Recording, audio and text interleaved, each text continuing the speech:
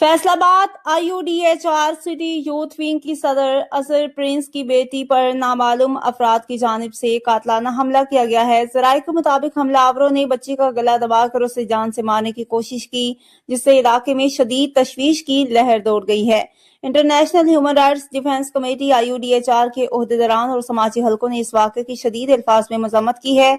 IUDHR के CEO अमेरिका doctor Babar George ने भी इस अफसोसनाक वाक़े का सख्त नोटिस लेते हुए कानून नाफिज करने वाले इदारों और अदालतों से अपील की है कि फौरी कार्रवाई करते हुए मुलजिमान को गिरफ्तार करके कानून के कटहरे में लाया जाए। इस मौका पर वज़ीर आला पंजाब मरीम नवाज से भी अपील की गई है कि वो इस वाक़े का फौरी नोटिस लें, क्योंकि इनका वाज़ेह विजन है कि ख़वातीन और बच्चों पर तशद्दुद किसी सूरत बर्दाश्त नहीं किया जाएगा। IUDHR फैसलाबाद की पूरी टीम ने इस वाक़े की भरपूर मज़म्मत करते हुए हुकूमत और कानून नाफिज करने वाले इदारों से मुतालबा किया है कि मुलज़मान के खिलाफ फौरी और सख्त एक्शन लिया जाए और मुतासरा खानदान को फौरी इंसाफ फराहम किया जाए।